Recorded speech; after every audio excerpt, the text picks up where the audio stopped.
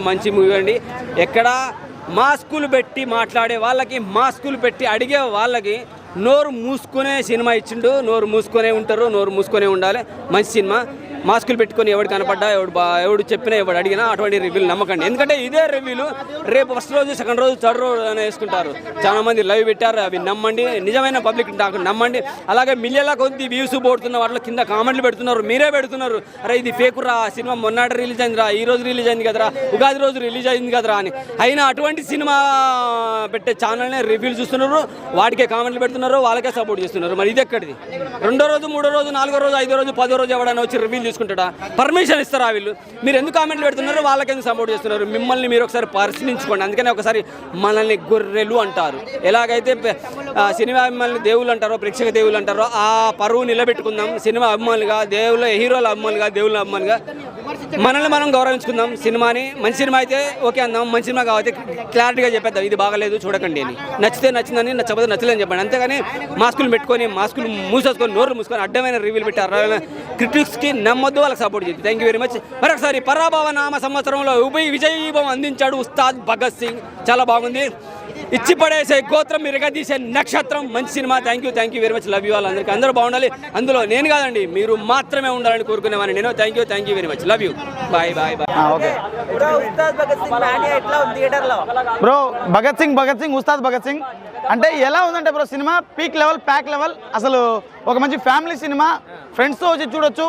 అంటే 9 ఏళ్ల పిల్లోడి నుంచి 90 ఏళ్ల ముసలావిడ వరకు ప్రతి ఒక్కళ్ళు వచ్చి చూడొచ్చు. సో అలా అయితే ఉంది బ్రో సినిమా ఖచ్చితంగా.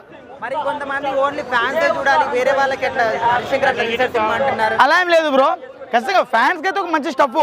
ఎందుకంటే దీంట్లో కొన్ని సాంగ్స్ అవి ఉన్నాయి, అవైతే హైలైట్ అంటే హైలైట్ అనిపించింది. అంటే పాత సాంగ్స్ కూడా కొన్ని తెచ్చి కలిపారు, అవైతే ఓకే.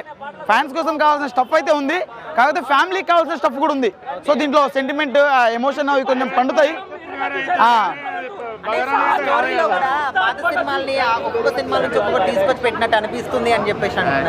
సో అలా ఏం లేదు బ్రో, పాత సినిమాలో అక్కడిది ఇక్కడ ఏం పెట్టలేదు. నేను మీకు చెప్పాలనుకుంటాను, ఇప్పటి నుంచి 100 సార్లు చెప్పుంటాను. రాజకీయంలో తిరిగిన ఎలివేషన్లు ఇచ్చిన సీన్లు ఉన్నాయి చూడు, అవి తీసుకొచ్చి 3 గంటలు ఎడిటింగ్ చేసి తీసుకొచ్చి థియేటర్లో పెట్టినా చూసేస్తాం మేము. అలాంటి ఫ్యానిజం అది. సో అంత ఉన్నప్పుడు ఇంత మేము చూడలేమా అనిపిస్తుంది. కాకపోతే దీంట్లో అయితే అట్లాంటిది ఏం లేదు. ఖాళీ సాంగ్స్, పోస్టర్లు వచ్చినప్పుడే చాలా హైగా ఫీల్ అయ్యారు కదా.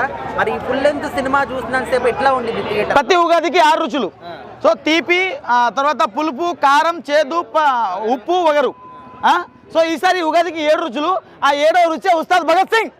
అది గుర్తుపెట్టుకో బ్రో, నువ్వు అది గుర్తుపెట్టుకుని సినిమాకి వెళ్ళిపోండి, ఇక వేరే మాటే వద్దు. ప్రతి ఉగాదికి 6 రుచులు, ఈ ఉగాదికి 7 రుచులు. ఈ 7వ రుచి ఎలా అంటే ప్రతి ఉగాదికి గుర్తుండిపోయే రుచి అది. కొంతమంది కావాలని ఇదే చోట నెగిటివ్ రివ్యూ చెప్పారు, వాళ్ళకి ఏం చెప్తారు? నెగిటివ్ చెప్పినాడు ఇక బ్రో, వేస్ట్ బ్రో. నేను ఒకటే చెప్తున్నాను. సో ఆపోజిట్ వాళ్ళు కొందరు ఉన్నారు. సో వాళ్ళ కోసం మనం వాళ్ళు ఏదైనా చేయగలుగుతారు. సో వాళ్ళు ఏంటంటే ఎప్పుడెప్పుడు పవన్ కళ్యాణ్ గారిని పండబెడదామా, ఆయన సినిమాలు ఎప్పుడు పండబెడదామా అని చూసేటోళ్ళు కొందరు ఉన్నారు. కాబట్టి వాళ్ళకి నేను ఒకటే చెప్తాను, అన్న చచ్చిపోండి అన్న మీరు. ఓవరాల్ గా కళ్యాణ్ గారి లుక్స్, ఆ ఎనర్జీ, ఆ డాన్స్ ఎట్లా అనిపించినాయి బ్రో? కళ్యాణ్ బాబు గారి ఎనర్జీ కానీ, లుక్ కానీ, ఆ డాన్స్ కానీ అవన్నీ తీసేస్తే కళ్యాణ్ బాబు గారే హైలైట్ ఉన్నారు బ్రో సినిమాలో. చాలా యంగ్ అండ్ డైనమిక్గా ఉన్నారు. సో అందరూ ఓజీ తోటి వింటేజ్ అని చెప్పారు, దీంతో వింటేజ్ బ్రో. అది వింటేజ్ ఎలా అంటే మాకు గబ్బర్ సింగ్ అనే వింటేజ్ అప్పుడు అప్పుడు మాకు వింటేజ్ ఉంది గబ్బర్ సింగ్. సో ఆ గబ్బర్ సింగ్ని తీసుకొచ్చి ఇక్కడ తీసుకొచ్చారు. ఇదే వింటేజ్, ఇదే హైలైట్ బ్రో. సినిమా మొత్తంలో ఇదే హైలైట్. దాంట్లో పాకిస్తానీ ఒకడు ఉంటాడు, వాడు చెప్పాడు జిహాద్ అని. కాదు, నిన్ను వేసేది పక్కా మా ఉస్తాద్ అంటున్నా, ఇది గుర్తుపెట్టుకో. తెలియదు కానీ ఈ రోజులో ఫ్రీడమ్ ఫైటర్ గురించి మనకెవరికి తెలియదు. అసలు ఇండియా ఫ్రీడమ్ ఫైటర్ ఎంతమంది, భగత్ సింగ్ లాంటి వాళ్ళు మహానుభావులు ఎంతోమంది పోరాడారు. వాళ్ళ చరిత్ర మనకు కావాలి. ఈ సినిమా గురించి కామెంట్ చేయడం నాకు తెలియదు కానీ నేను మాట్లాడను కూడా. అలాంటి సినిమా తీసుకురావాలని నేను కోరుకుంటున్నా. ఈరోజు పిల్లలకు కూడా అది నేర్చుకోవాల్సి, మన ఇండియా ఎంత స్వతంత్రం కోసం ఎట్లా పోరాడారు ఫ్రీడమ్ ఫైటర్స్, వాళ్ళ గురించి చరిత్ర మనకు కావాలి.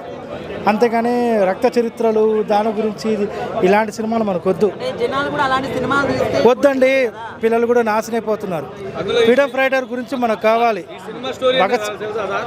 అవినీతి రాజకీయ నాయకులు ఉంటారు కదా సార్, మొన్న అనగొచ్చలేదు లేదు సుప్రీం మన ఓకే సినిమా స్టోరీ ఏం తెలుసా? సినిమా స్టోరీ అవినీతి రాజకీయ నాయకులు ఉంటారు సార్, వాళ్లకు టెర్రరిస్టులు ఉంటారు కదా సార్, ఎట్లా కమ్యూనికేషన్ ఎట్లా వాళ్ళకి సాయం చేస్తురో దానికి సంబంధించింది ఉస్తాద్ భగత్ సింగ్ మూవీ. నీది నువ్వు అన్నట్టు ఎప్పుడు అన్నవో ఫ్రీడమ్ ఫైటర్ సంబంధించిన స్టోరీ అని నేను భావిస్తున్నాను. అవును, భగత్ సింగ్ లాంటి వాళ్ళు అది మళ్ళీ అసలు ఎంతో మంది మహానుభావులు ఉన్నారు. అంటే వాళ్ళ చరిత్ర మనకు కావాలి. మరి అదే ఈ రోజు పిల్లలు నేర్చుకోవాల్సింది. చూడలేదు సినిమా నేను చూడలేదు, దీని గురించి కామెంట్ కూడా చేయను. Sir Ustaad Bhagat Singh cinema sir మీరు అనుకున్న